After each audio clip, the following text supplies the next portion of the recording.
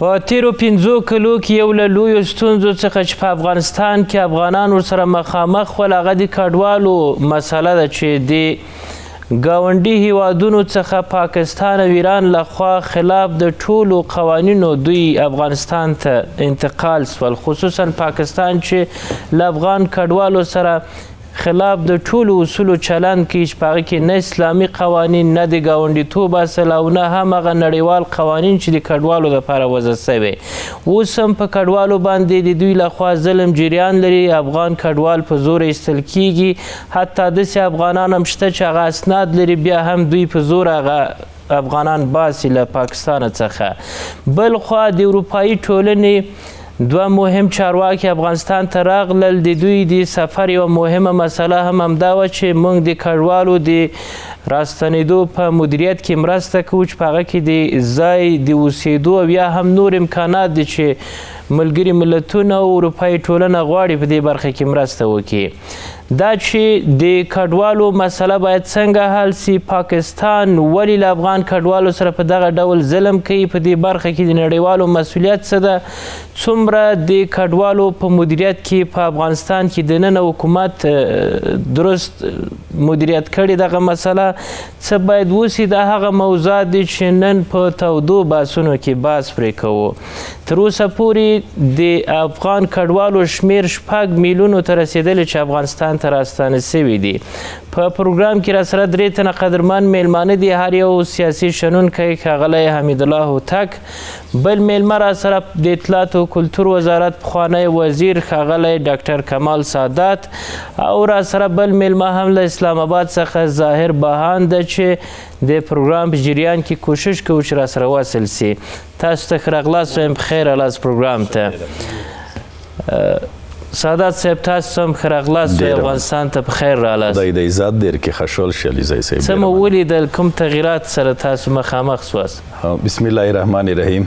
ډېر محترم علیزی صاحب، اول خو تاسو ته جناب استاد هوتک صاحب د ټولو قدرمنو لیدونکو ته ډېر د وسلام یم. نو رښتیا و 15 کاله وشول، تغییرات ډېر راغلي وو او داسې په ظاهري بڼه هم راغلي وو، نور تغییرات هم راغلي وو، لکه تعمیرونه ډېر جوړ شوي دي په کوبل کې، د بلند منزلې که نه د جګ او ډېر سړکونه چې دي هغه خلوص شوي دي، بیروبار هم هلته مو څه اورېدل، دلته مو څه ولیدل؟ او نو دا غم دو بل دا چې په خوست کې ډېر تغییرات راغلي دي. موږ په خوست بازار کې که نه خورا ډېر دی، خورا ډېر یعنی ډېر فرق یې کړی ده. خو نو خامخا تبلیغات وي، تبلیغات خو داسې دي چې یعنی دا خبره هم وه چې یعنی ډېر تبلیغات کېدل که نه، هغه منفي به دي ته وښیه. مونږ خو دې ته معلوم وي چې هر وخت مصفا خبرې کړي دي، ای رقم ته نه دي لکه کوم چې په میډیا کې وي یا سوشل میډیا کې وي یا په نورو اړخونو کې وي، دومره زیات منفي څه نه دی روان لکه خلکو ذهنیت چې اړولی کېږي. لیکن بیا هم نیمګړتیاوې شته، باید هغې ته هم ډېره توجه وشي، پام وشي چې افغانستان نور هم ترقي وکړي، مخته لوړ شي. تاسو څومره زړه کېده چې بیرته راسئ خپل وطن ته؟ نور افغانان هلته په کوم احساس باندې دي؟ والله علیزی صاحب، مو خو وی چې زه چې لوړ شم چای به ولاکه چې ښم، اوبه مړی بخورم، وچه مړی که نه. ولې؟ خو ارمون مې والا ډېر مې ارمون وي، زه به ورته کله کله ګوښی موټر کې وم، کریغم به وکړی ځان سره، یم به یې وطن سندرې شعرونه یل که نه، دغسې کور کې مو به وړکو جلکیو ته وایي چې هغه چلمینځ کوي سړی مور پلور ته دوا وکړي که نه، مو به ورته وایي چې موږ نه مخکې تاسې موږ تاسې خپل وطن ته دوا وکړئ. یعنې چې د وطن لکه څرې چې موږ فکرونو کې دا چې داسې بل چای فکر موږ اولادونه فکر نه ونوځي. بله خبره جناب علیزی صاحب دا مو وی چې که زه وطن ته روشم که نه چې مو څوک مړ کړي مو خون بخلی ده، ځکه چې دا مې ارمان و چې وطن کې مړ شم. بله ورځ موږ څو نفره وو موټر کې ناست وو، وشه بیا یې اکسیډنټ وشو که نه، بیا کسونه رکوع شول، وایي چې خفه نه شئ دا چې نه نه نه نه ډېر ښه دي وکړل، نیکي دي مونږ بلو، که موږ په دا کې مړه شوم والا موږ به خون بخلی. هدف دا ده چې موږ ته والله وطن درون دغه خړ پړ د ګړدونه دا ولا مونږ په شون نورو ملي اشخاصو ته دومره محبوب دومره شیرین دومره ګرون وي چې که څوک مونږ عام خلک څه وي عام خلک که په غلطۍ کې مو مړه کیم مونږ خونویر بخلی ده او دا مو وطن د ډیر خواند کې والله عزت په د وطن کې وي خواند په د وطن کې وي مړی د هر شي خوندونه په نورو ځینو کې ولا کوي مو خبرې خلک وري وطن وي هوتک صاحب له کډوالو سره په پاکستان کې څه کیږي؟ بسم الله الرحمن الرحیم. علیزی صاحب تاسو ته تر هر څه نه مخکې ښاغلي وزیر صاحب د پخواني حکومت هغه وزیر چې 24 ساعته دروازه بیا د ځوانانو معین سو چې 24 ساعته دروازه د افغانستان د ټولو ولسونو بالخصوص د ځوانانو په مخ باندې خلاصه وه او شپه ورځې د خپل هیواد او د خپل ځوانانو دپاره خدمت کوئ. شراغلاس وایم چې خپل ګران هیواد اصلي ټاټوبي وطن چې مور د خپل د مور غیږې ته رالی هیلهمند یم چې نور ځوانان نور هغه سیاسي او علمي کدرونه زموږ د جناب وزیر صاحب په څیر باندې خپل کور ته راسي او خپل د مور غیږې ته راسي تر څو چې خپل کور په خپل افغان ولس جوړ نه کی بل څوک نه را جوړي دا تجربه ثابته کړې ده. افغانان څومره خوشحالېږي چې دغه هیوادوالي بیرته خپل وطن ته راسي. ما به درته ویل جناب علیزی صاحب دا موږ قوي کوي په جهاني سطح مو قوي کوي په کور دننه کې مو قوي کوي کومې خالیګاوي خالي پینټونه چې وي یا هغه زموږ القبهګوشه پخواني غلامان چې د تاریخ په اوږدو کې د بل غلامي کړې ده او د نورو ډول ته یې اتڼونه کړي دي هغه په نطفه کې خنثی کیږي او بیا دوی ته د تبلیغ داسې دروازه نه پاته کیږي. نو د افغانانو دپاره هم دا یو ښه زیری دی او نیک اقدام دی چې زموږ هغه لوستي ځوانان هغه سیاسي علمي ملي کدرونه چې د ډیرو بدو اوازو په ترڅ کې نور خارجي هیوادونو ته تللي دي خپل وطن ته خپل د مور غیږې ته راسي دا به د افغانستان د ولس دپاره او د خصوصا د افغانستان د ځوانې طبقې دپاره او بالخصوص د اوسني حکومت دپاره یو غټه لاسته راوړنه وي او د څنګه هرکلی له تاسو وسو د افغانانو لخوا؟ والله چې زه خو به زور ته ووځم ماسک مې چولی وي زه یقینا دې ته یم په خدای چې د هر یوه نه دومره خوشحال وم زه چې د اوس خبرې کوم خدای چې مو احساسات بود سره کام ته وي علیزی صاحب والله چې د عام خلک دې ته ښیم چې عکسونه چې کوم ځای کې سودا وخولم والله که روپۍ نه وخولي د غاسې په کلي کوم کې حکومت څخه مو غوښتنه دا ده زموږ هغه لوستي ځوانان او هغه سیاسي او علمي او ملي کدرونه چې د افغانستان څخه وتلي دي د بدو اوازو په ترڅ کې اوس خپل هیواد ته راځي هیلهمند یم چې د قدر په سترګه ورته وکتل سي او د هغوی عزت په خپل کور کې دا خو د دوی خپل زموږ د دوی ټول مشترک کور دی خو د ډیرو ورځو یا شپو مسافر چې راځي نو بیا د کوربه ورته خوشحالي کوي او هغه ورته احترام دپاره یا کور ته ورځي او یا هم هغه میدان هوایي ته ورځي نو د حکومت څخه په ډیر درنښت باندې هیله کوم بالخصوص د اطلاعات کلتور وزارت د مقامه څخه نیولې بیا تر اخري درجې پورې چې زموږ ځوان وزیر صاحب او زموږ دغسې علمي کدرونه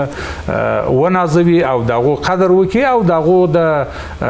حد اقل د پوښتنې دپاره هلته کور ته ورسي دا په خپل ذات کې ډیر تاثیر لري. د کډوالو وضعیت تاسو په پاکستان کې څه ډول وضعیت جناب علیزی صاحب کډوال هغه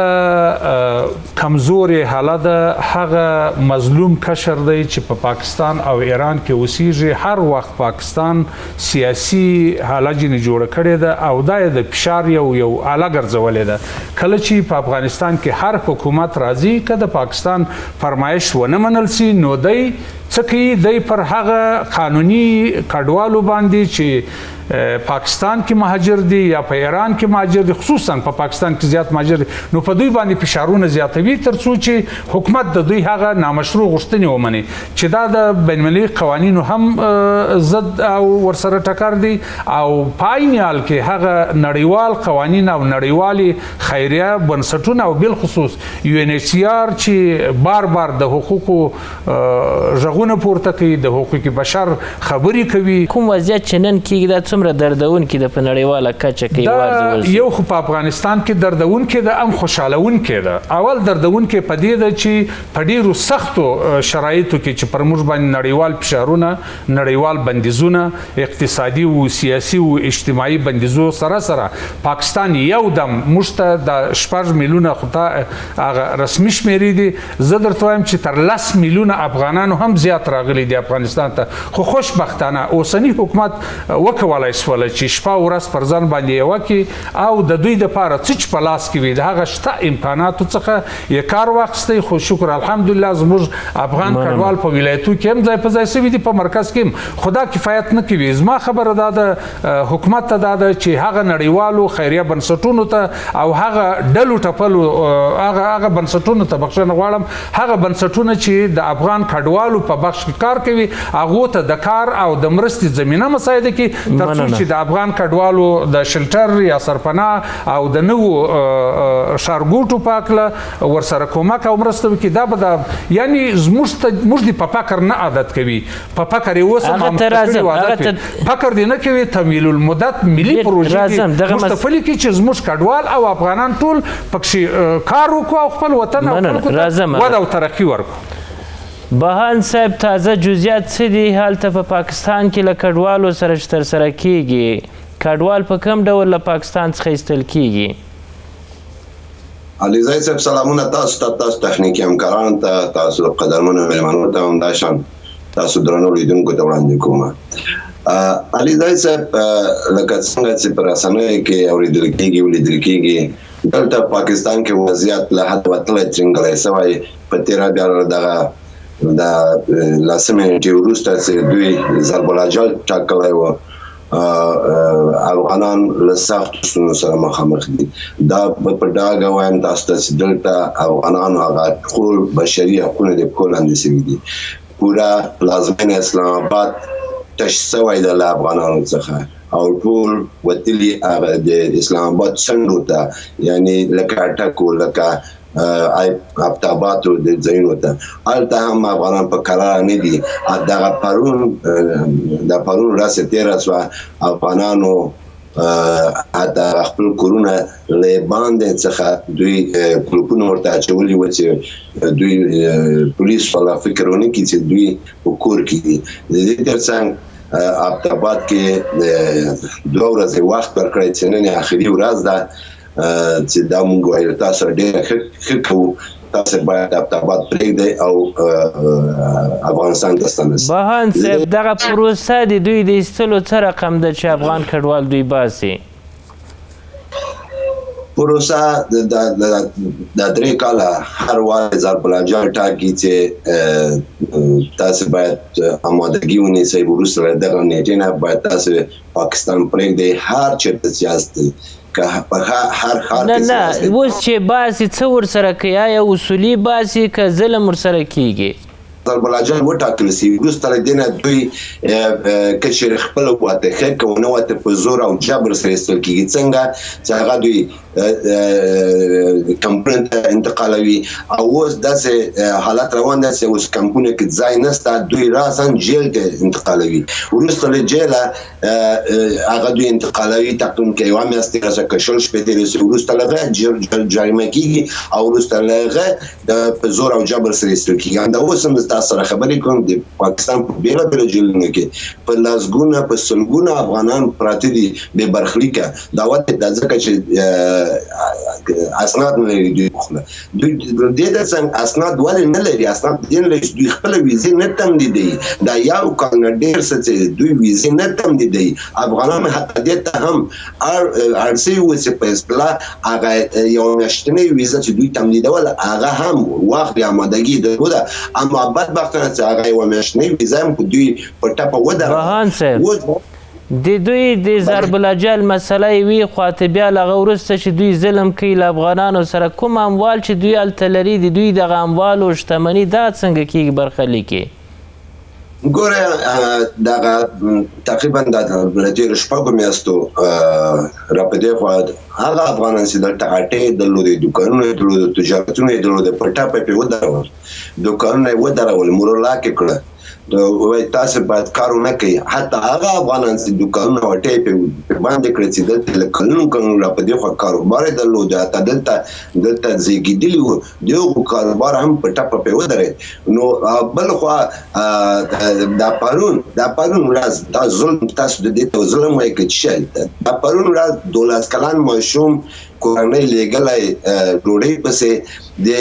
نانوایي له خولې نه یې بولی. همدغوس هم نادره کوي چې آیا په کم کې ده، آیا په کوم کم کې ده، آیا په کومه تاڼه کې ده،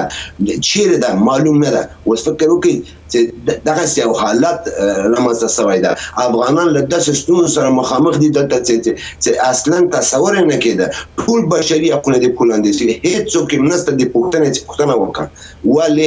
ولې د افغانان دونه بې سرپوښه دي، ولې افغانان بې چښتنه دي. دغه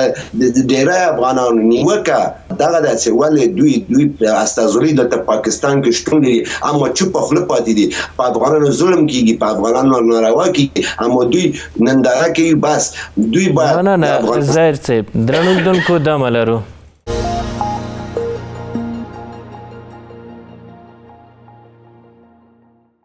بیا هم بخیر رالاست. ډاکټر صاحب تاسو خبرې واورېدې د بهان صاحب، کوم چلند چې پاکستان یې کوي،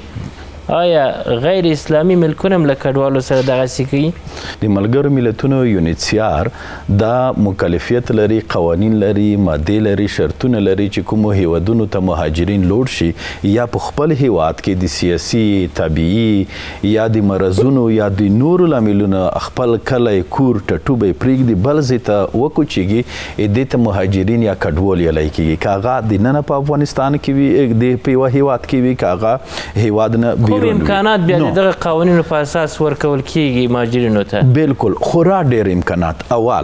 اول حق دا لري چې په خپله خوښه به یوه هیواد نه بل هیواد ته چې دي هغه ستنېږي، ګر چې پاکستان، ایران یا ځینو نورو هیوادونو، جرمني یا نورو هیوادونو داسې ونه کړل. که چېرته یو مهاجر هغې قوانینو، هغې هیواد قوانینو مطابق ژوند تېروي، کومه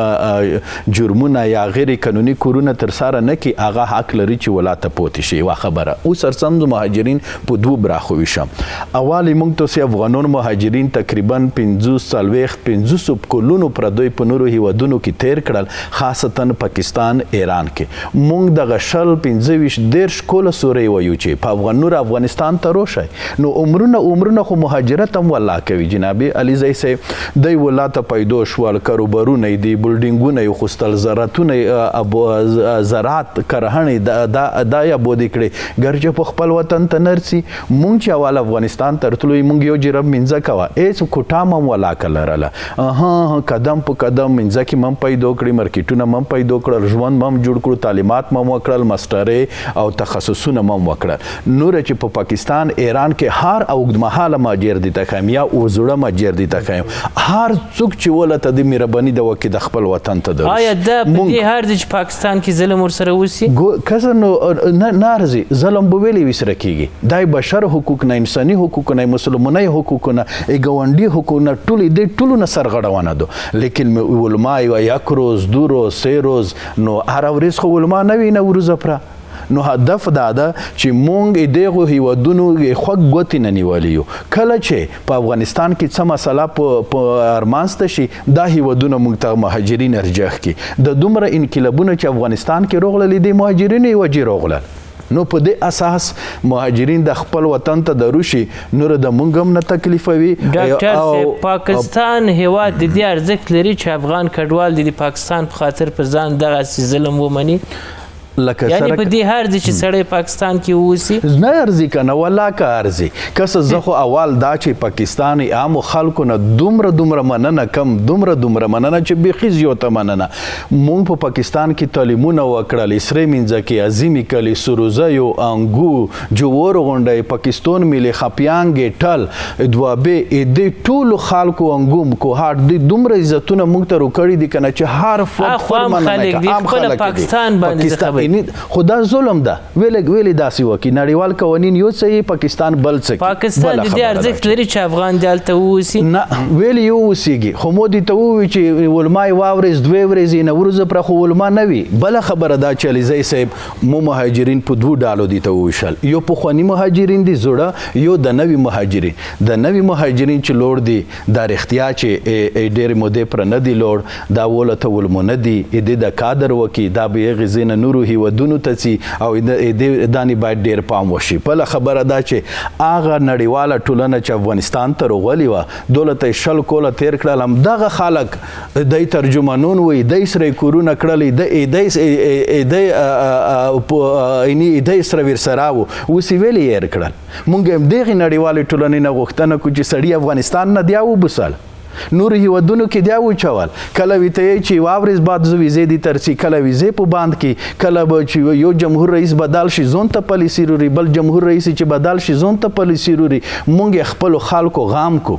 مونږ خپل خلکو نه زړه بدیږي نه ولته تعلیمونه شول نه دولت تعلیمونه شول نه افغانستان شول نه بل هیواد شول نه دریم هیواد ته بوتل نه هغه هیواد ته چې دی کیسونه وی ته چول دي نه هغه ته بوتل نو دا خبره دو چې دا مناسب چلن نه ده 20 کاله کې چې غږ کېږي په افغان کډوالو باندې چې راسي خپل وطن ته پاکستان کې مه اوسئ دغه ظلمونه په ځان مه منئ تاسو مخکې یاده کړه چې د همدې کډوالو په واسطه امتیازات اخیستل کیږي تیر 20 کاله پاکستان امتیاز اخیسته کله چې به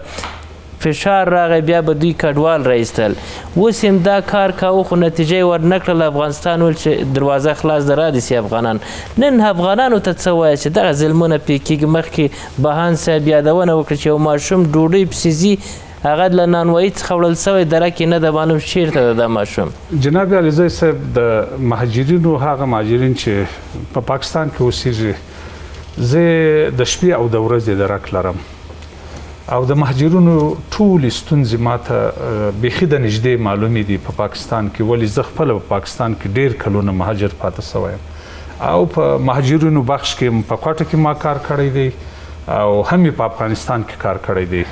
افغانستان کې خو بیخي یو رسمي سازمان درلودلی دی چې په مختلفو ولایتو کې ما کارونه کړي د ملګرو په مرسته باندې ما درته ویل چې پاکستان د مهاجرینو څخه د فشار حاله جوړه کړې ده قانون نسته حقوق بشر نسته ملګري ملتونه نسته ډولونه چې خلک وایي دا نسته هر څوک خپلو ملي ګټو ته ژمن دی هر مملکت جناب وزیر صاحب چې ورته اشاره وکړله په اروپایي هیوادونه دا هم خپلو ګټو ته ژمن دي رښتیا هم چې د ده سره ترجماني کوله د ده باډیګارډ پرده یې پیره کوله اوس په اسلام آباد کې غورځولي دي یا په نورو ملکو کې کله وایي ویزا نسته کله څنګه دا هغه څه دي چې موږ نور باید خپل ځان دپاره کار وکړو یعنی خپل د مور غیږې ته راسو خپل هیواد ته راسو د بل کټ د کرزي صاحب بار بار د جناب کرزي صاحب دا شعار و چې د بل کټ تر نیمو شپو دی او موږ هم په خپلو کورونو کې سپین سري سپین ږیرو دا متلونه دا ضرب المثلونه راته پرېږدي دي ستا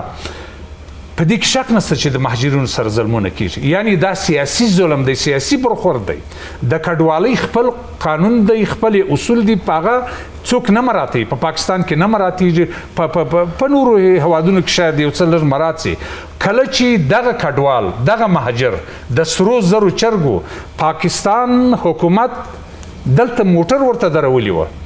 په دروازو کې پر دا نالتي پر ذکر شه باندې موټر ورته درولي وه او د افغان کډوال یا مهاجر څه هیڅ پوښتنه اشتنه د پاکستان په ټولو ولایتو کې نه وه کله چې دی اټومي طاقت سو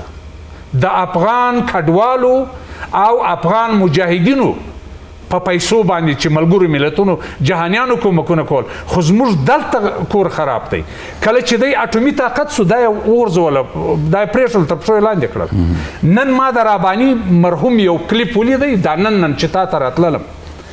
یعنی دغسې الکبګوشه خلک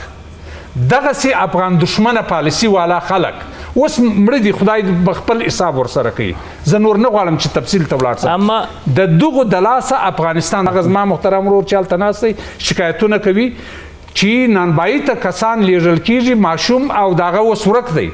دا زه محترم ورور ته وایم چې زما اوس ستا مستوري خوندې په تاڼو کې ولادتونه ونه کړله چا غږ پورته کوي چا غږ واورېدی دا حقوق بشر وکه نه و مړه نه سوله دا اوس نادرکه نه دي میړه خاوند او ښځه سره جدا نه وه نادرکه نه دي بسترې پر یو ځای نارینه او ښځینه پر بل ځای نادرکه نه دي کوچني تر سین لاندې ماشومان یې په مابسو کې نه دي اچولي نو بیرته په دې باندې زه وایم چې زموږ حکومت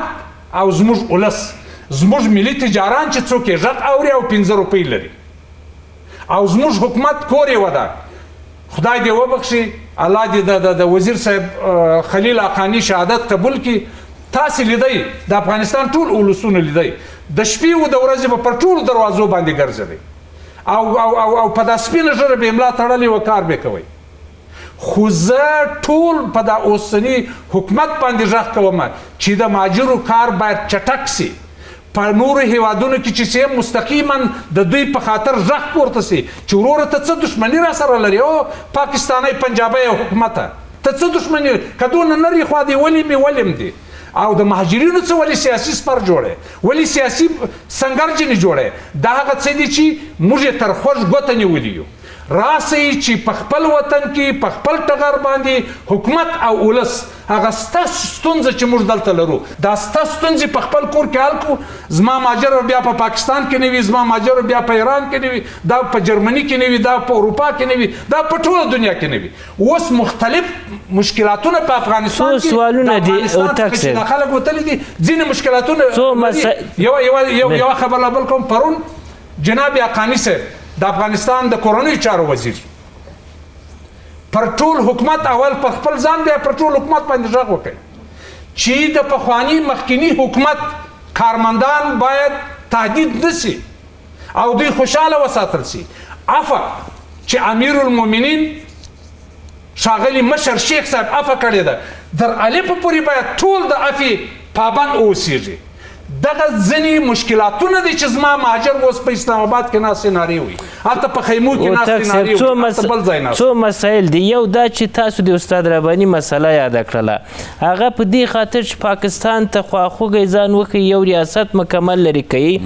بل اسناد موجود دي چې حمیدګل مشاور مقرر سي هغه اسناد چې په هغه وخت کې د خاط کارمندان د پاکستان کې چې د افغانستان دپاره کار کوي دا ټولې دوسیې راغلي پاکستان ته ورکوي زه نه وایم دا اسناد وایي په دې خاطر چې دا هغه خلک چې د پاکستان په ضد کار کوه دا یوه مسله بله موضوع د پلخشتي جومات په دې خاطر چې پاکستان خوشحاله سي د ضیاءالحق په نوم کېدل عوام ورته جوړه سوي د اسنادو په اساس دغه خواخوږي چې چارواکو په هغه وخت کې پاکستان ته درلوده نن یې حق و چې د افغان کډوالو سره باید داسې چلن وسي جناب علیزی صاحب الله دې دوی در په دره کې لکه در په دره چې سوله دا وطن پروشان هر څوک چې وه که زه یم که بل دی په هره ژبه چې خبرې کوي الله دې در په دره کې الله دې بچان د بل غلامان اوس هم غلامان دي بچان دې په ګدایي باندې پیدا کړي افغانستان خو اصلا دوی دغسې کړی دي تاسو چې مهرباني ورته وکړه دا شپه ورځ دا ټول کتابونه ما لوستي دي اوس یې دغونه پنډه د معلوماتو را سره ده چې ټول مې ټول کړي دي دا ټول ستا خو سره ده دی دغه ملا صاحب چې اوس راغلی دی دغه عالم صاحب دا مولوي صاحب چې اوس راغلی دی عفو وسوله صحیح ده عفو وسوله باید د دوی سره د الف په پورې حساب سوی وای اصلا خو افغانستان دغه خلکو دې ځای ته راوسی اوس یې نه ګوري اوس زارۍ نه کوي اوس بیرته هغه د بچان یې هلته نه ځي کورونه یې هلته نه دي د افغانستان ملي اردو څه سو د افغانستان ملي ځواکونه څه سول د افغانستان بودیجې څه سولې د افغانستان هغه بیت المال څه سو ټوله یې لوټ نه کوي ټوله یې خرڅ نه کوي د غلامانو افغان ولس خپل اصلي مشران وپېژني افغان ولس هغه څیرې وپېژني چې د چا پر افغانانو او پر افغانستان زړه خوږېږي او د چا دا نه خوږېدی افغانستان اصلا چا خراب کړی و او څوک یې خرابوي دا باید ولس وپېژني او دغه څیرې نورې ولس د دوی د لاسه و زما وستا افغان کډوال هغه ګران قدرمن ورور هغه زما خوندې مندې هلته اوس کړېږي کنې داسې آزاد آباد افغانستان چې لرو دا ښایسته افغانستان د دنیا په دې سر باندې جنت دی هغه شاید چې د غزل یا بدله وایي خو موږ باید نور د بل چا غوږوالي وباسو خارجان موږ نه اباتوي که ناټو ده که روسیه ده که چین دی که ایران دی که پاکستان دی راسي چې خپله پر اوښ باندې راسو یو د بله غیږ سره ورکو یو د بله لاس سره ورکو خپل وطن په خپله جوړ درنو لیدونکو دمه لرو.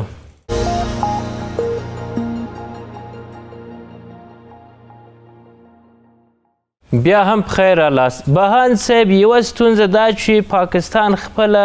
په ستونزو کې ډوب ده. کله چې داسې یو هېواد چې هیڅ جوړ مسله پکې نه وي، ټول مسایل له ستونزو سره مخامخ وي، خپل خلک او پوځي رژیم په جنګ سره اخته دي، افغانان ولې باید په ځان دومره ظلم ومني چې پاکستان غوندې هېواد کې باید ووسي؟ آیا دا په دې هر دی چې افغان باندې ظلم وسي بیا هم دوی هلته ووسي؟ تاسف د خواشنۍ ځای ده چې دا قدرمن مېلمانه داسې نیوکې کوي په افغانۍ دې په ځای چې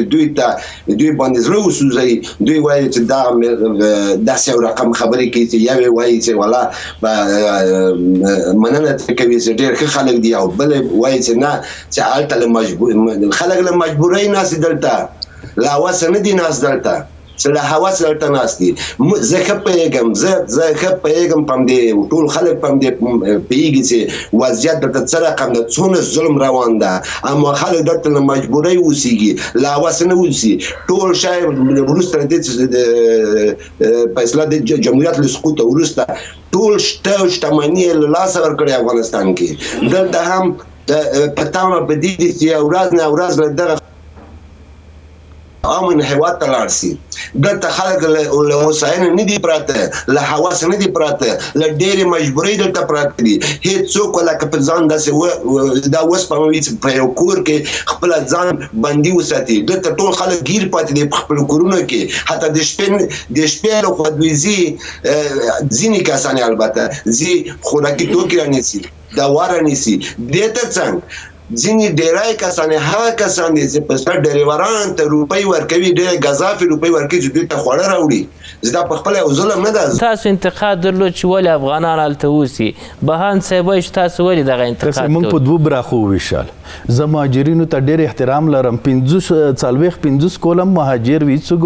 بیا په لاند ګاونډي پاکستان ایران کې دا څنګه مهاجرت ده؟ والله چې روشي دولت به ژوند دم خوي هغه سرمایه گذاري چې دی په پاکستان ایران کې کړي دو چې دولت یې وکړي هر څه برابر شي. ته زماني وشول المسی وشول کورسي کسام دو ولاته وشول. نو هدف مې دا ده چې موږ چې د نوي لور دي د ځنې مجبوریتونو نه بیرته راځم تاسو ته. مهرباني دې وکړي دلیل دې راسي دغه ظلمونه دې په ځان نه مني، هر څه دلته کولی شي. بهان صاحب دغه قدرمن مېلمه ته تاسو ووایئ چې دغه مصارف ته ورکوې، ته یو کور ورته نیسې، ته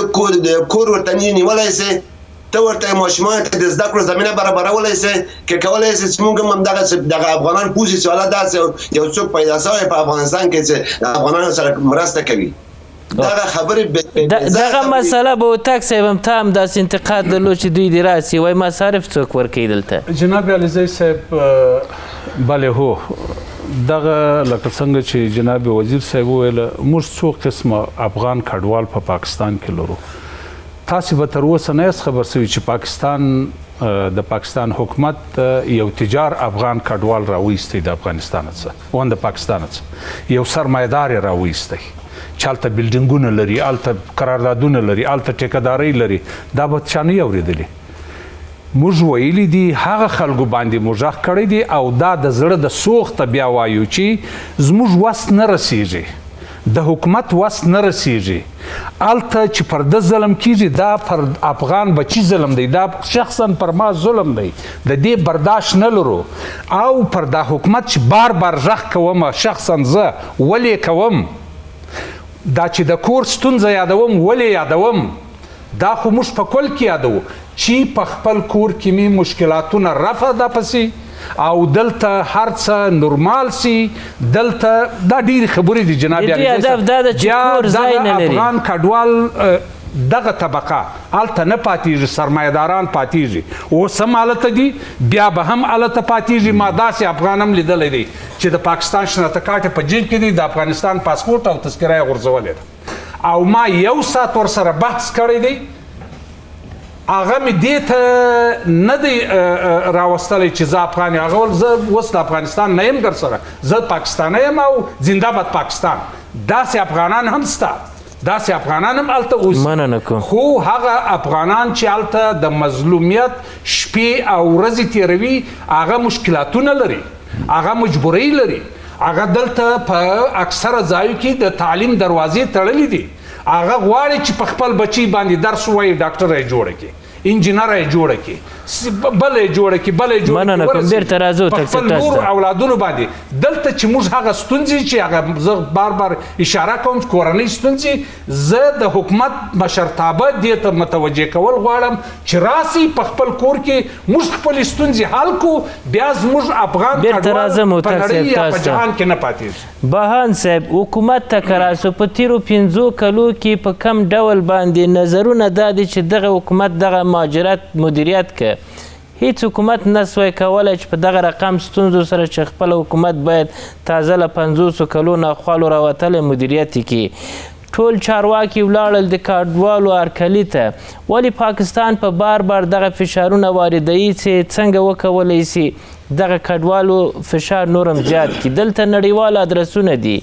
نیوکې دا دي چې دغه ادرسونو په هغه هیوادونو کې چې کډوالو مرستې ورسره کولې، نن باید په افغانستان کې دننه دوی ته زمینه جوړه سي. بل تر کله به دغه افغانان هلته دغه ظلمونه په ځان مني چې له دوی سره کیږي؟ مننه علیزی صاحب، ګوره دا په وار دا خبره کړې ده، خو هم اوس بیا هم وایم دلته افغانان درسته سره سختو ستونزو سره مخامخ دي. د افغانستان له حکومت هم دا په اصطلاح ډېره لویه خبره دوی ته چې دا ټول هغه افغان کډوال چې په زور او جبر سره دلته ایستل کېږي، دوی ته به د کار زمینه، د کور، د هوساینې یوه زمینه برابره کړي. درسته ده کوي، اما دا بسنه نه کوي. نو دلته له دې خوا پاکستان حکومت فشارونه ډېر کړي دي. فشارونه دا ټول ته معلوم ده چې دا یو سیاست ده، سیاست لوبوي، فقط هر خبر چې هر پیښه منځته سي په افغانانو پړای پر افغانانو اچوي. دا کراچۍ کې دا څو مده وړاندې پیښه وشوه، دا پر افغانانو واچوله، سم دې سي دلته په افغانانو ونیول. فکر کوي دغه څه ده، دا فشارونه دي. بهان صاحب، دلته بیا یو بل مثال وړاندې کېږي. مخکې وتک صاحب اشاره ورته درلوده، کله چې د پاکستان ګټه وه په کډوالو کې، شبنامې ویشل کېدې چې تاسو له کورونو راوځئ، پاکستان ته راسئ، دروازه ستاسو په مخ خلاصه، دلته مو ژوند په امن کې نه ده، تاسو له منځه ځئ. هلته افغانان ولاړو د پاکستان دښتې آبادې کړلې، همغه افغانان نن 50 کاله کې هلته تېرې نسي کولی چې بیرته په خپل وطن کې دغه سختي په ځان وباسي لکه نور افغانانو غوندې ګزاره وکړي. ګوره علیزی صاحب، ما دا کسان ستاسو یاد کړئ چې په پخوا زمانه کې راغلي وو، چې دا تاییدوم چې دلته داسې کسان دي چې دلته همدلته زیږېدلي دي، اما بدبختانه باور وکړه چې زما خپله ورسره مجلس درلوده په د یونیسیار په دفتر کې، باور وکړئ دغه خلک دغه ټوله شتمني یې دغلته ده. وایي موږ افغانستان کې له صفره څنګه شروع کړو؟ دا ولې له صفره؟ په دې خاطر چې دوی پاکستان هېواد دوی تر خپله شتمني نه پرېږدي. بهان صاحب، دلته داسې کورنۍ هم وي چې کله وروسته له 40 کلو وځي، هیڅ شی په کور کې نه لري. کله چې هلته په 40 کلو کې ځان ته کار نه ده کړی، نو بیا دوی څه شي د لاسه ورکوي چې افغانستان ته راسي؟ هغه شتمني چې دلته کاروبار ده، دوکانونه دي، یا یو دوکان یا 2 دوکانه، یا په اصطلاح لکه دوی په خلو په سبزي منډۍ کې د اټۍ درلودې، هغه ټول شتمني له لاسه ورکوي. دوی دغه نسي لېږدولی بېرته افغانستان ته. مننه، بېرته راځم تاسو ته. سادات صاحب، تاسو د کډوالو مسلې ته اروپایي ټولنې چارواکي راغلي، هدف د دغه چارواکو دا ده چې په افغانستان کې کډوالي مدیریت سي له افغان حکومت سره یو ځای. دغه څومره یو ښه زیری ده د افغانانو دپاره چې دلته اوس نړیوال غواړي په افغانستان کې دننه مرسته وکړي. بالکل ښه خبره ده. لومړی خو دا چې په دې سره به نوره کډوال هم تشویق شي چې افغانستان ته روشي، او په افغانستان کې ننه چې کومې ستونزې لري هغه به هم سره حل شي. هغه هیوادونه چې مخکې دې ته خپلو هدفونو یې پوره روغلي وو، که څه دا خبره اوس موږ نه کوو. مخکې هم دا کړه په 10 کوله 15 کوله 8 کوله مخکې هم دا خبرې کړې چې نړیوال چې روغلی دي دی به خپل هدف لري، لیکن زه څه هدف لرم هغه دا چې نړیواله ټولنه لکه مخکې چې افغانستان سره اوس د مهاجرینو سره هم یو ځای شي که نه، مرستې دوی سره وکړي، کورونه دوی سره جوړ کړي، خرګوټي دوی ته جوړ کړي، تعلیمي ادارې دوی ته جوړ کړي، کلینیکونه دوی ته جوړ کړي، هغه ژوند ټولې اسانتیاوې چې وي هغه دوی ته برابره کړي. بله خبره دا چې مهمه خبره دا ذکر هم دو چې اوسني چارواکي چې دي باید هغه کډوال چیرسي هغه خپل حقوق ورکړي. اوس دا رښتیا خبره ده چې ډېر په سلګونو زرګونو کورنۍ لوړې افغانستان نه یعنې اقتصادي ستونزې هم نه لري، نوره سیاسي ستونزې هم نه لري، ټولنیزې بل رقم ستونزې هم نه لري، صرف دې پوره لوړې چې دولت یې جلکیو تعلیم نشته په دولت به تعلیمونه په وکړي. کسه کورونه یې پرېښول، مهاجرتونه یې وکړل. مخکې مو درته ووایي چې مهاجرتونه په څو قسمه وي، یا یې جنګ وجې وي، یا سیاست یې وجې وي، یا یې طبیعي پیښې یې وجې وي، یا یې مرضونه یې وجې وي. یو څوک خپل کلی پرېږدي نه په هېواد کې مهاجر کېږي، یو څوک هېواد پرېږدي. ځینو ډېرو خلکو والله جلکیو یې پوره هېواد پرېښو. کسه ولته اوس ډاکټر شي مثال در کوم موږ په کور کې جلکۍ دي د 15 څو کوله کېږي مکتبونو ته لو نړۍ اوس به ډاکټر وه، اوس به بلسم خلوص کړی وه. دا خو یوه مسله پاکستان وړاندې د دغه ظلمونو باید څه وسي؟ نړیواله ټولنه ده، نړیواله ټولنه باید د پاکستان سره خبرې وکړي او دغه د کوم ظلمونه چې کېږي ستم کېږي په مهاجرینو نه هغې نه یې وګرځوي. دویمه دا چې موږ خپل افغانان چې دي دغې غږ باید جغ کړي، هغه مکمل ثبوتونه چې دي، شواهد چې دي، ملګرو ملتونو یونیسیار هغې سره یې شریک کړي. دولته یونما دو نو یونما دې سره باید دا خبرې سره وکړي پاکستان سره، ایران سره، یا په نورو هیوادونو کې چې مهاجرین دي. نو هدف دا ده چې موږ که نړیوالې ټولنې ته کینو، نړیوالې ټولنه خو د 15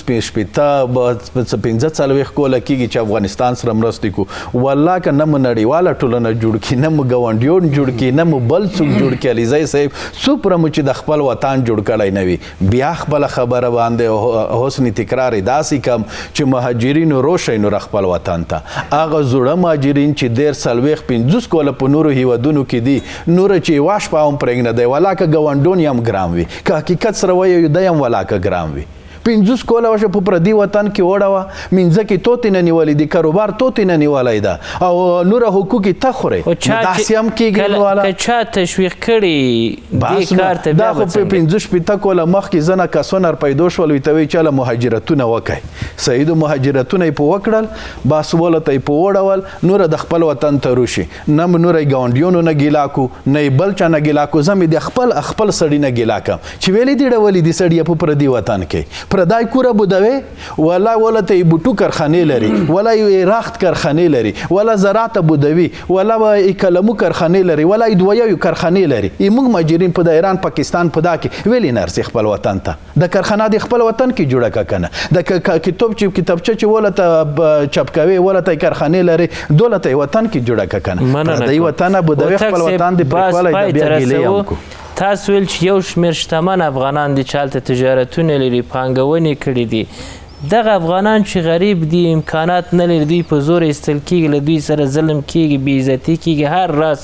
ستونزو سره مخامخ کېږي.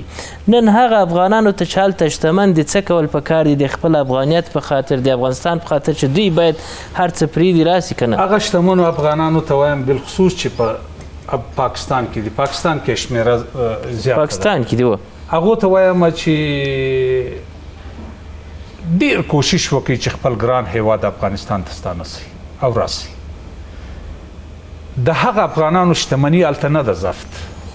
هغه افغانان چې هلته سرمایه ګزاري کوي، هلته کارخانې لري، هغو مخه خلاصه ده، دلته هم د افغانستان د حکومت سره اړیکې لري او اکثر یې اوس خپل هغه کم کاروبار چې هلته په لاس کې لري یا کارخانې لري، هلته سرمایه ګزاري کړې، هغه اوس راغلي دي، عملا ما لیدلي دي په افغانستان کې دننه کارونه شروع کړي دي. نور هم دا کفایت نه کوي، باید هغه افغانان چې تجاران دي، کاروبارونه لري، خپل په وطن کې وکړي، خپل وطن جوړ کړي، خپل وطن آباد کړي، دننه په افغانستان کې کومکونه د خپلو افغانانو سره وکړي. پاکستان زموږ په درد نه خوري، هلته موږ پیدا سو لوی سو کاروبارونه مو وکړله خو د ګټه مو ده ته رسېږي زما د موټر ټکس ما د کور ټکس د ټلیفون ټکس دا ټول پاکستان سره هلته د پاکستان ملي خزانې ته ځي خو دا غږ چې غریب افغانان دي هلته هغه غږ نه اورېدل کېږي زه وس نه لرم یعنی زما حکومت که وس درلودی اوس به تا کتلي وای چې حکومت څه ورسره کول اوس موږ ته یوازې یوه دروازه د ملګرو ملتونو پاته ده بار بار د افغانستان حکومت ټولو استازو وزیر صاحبانو په خپل وار نوبت باندې د مهاجرینو مشکلات د ملګرو ملتونو سره شریک کړی دی ولې ملګري ملتونه هم د پاکستان سره له نړیوالو څه غواړئ د پاکستان د دغه اقدام پر وړاندې موږ د نړیوالو څه غواړو چې خپل دغه قانون چې تا جوړ کړی دغه څخه لږ وشرمېږه چې هلته که افغان بشر بولې یو خدا دی چې دا بشر نه دی که د بشر ډول ویې نو هغه د بشر سره په پاکستان کې څه کېږي زه څه نه جینې غواړم زما مال دې نن زفتوي زما مال دې راکړي دا په تورخم کې چې په 3 میاشتې کډه په موټر کې ولاړه ده دغه بیا کوم قانون دی یو وار خو مې پرېږدې نه خیر را روان سوم 2 میاشتې په کمپ کې او په د تورخم په دروازه کې موټر ولاړ وي په بولدک کې موټر ولاړ وي دا غیر قانوني یعنی دا د بشري حقوقو څخه بالکل ضد عمل دی ملګرو ملتونو ته خواست کوو چې د خپل قوانینو څخه کار واخلي پاکستان د دې کاره وګرځوي په دویم ګام کې د افغانستان کې دننه د افغان کډوال او بې ځایه سوو په بخش کې کار وکړي په ښارګوټو کې د تعلیمي برخه کې اجتماعي برخه کې او په اقتصادي برخه کې چې موږ د دې لانجې او د دې جنجال څخه وو مننه کوم بهان صاحب وخت پای ته رسیږي په څو ثانیو کې غوښتنه څه د مهاجرینو ته د رسیدګي په خاطر له نړیوالو څخه نړیواله ټولنه په دې برخه باید کوټلي ګامونه پورته کړي ګامونه چې پورته کړي تر اوسه دا بسنه نه کوي یا بل دا چې د افغانستان حکومت باید په دې برخه کې کوټلي ګامونه پورته کړي دلته باید په افغانستان کې باید دوی لاسازولینه دوی استازي اظهار سي د ترڅنګ دلته باید ځینې مجلسونه تر رمضان یو جګپوره هیئت باید تر واستل سترو پولیس د افغان ستونزې تر اوبري د پاکستان کې هواري سي مننه کوم بهان صاحب سادات صاحب وتک صاحب او درنو لیدونکو تاوده بحثونه پر همدې ځای پای ته رسیږي د خدای په امان له لیدلو مو مننه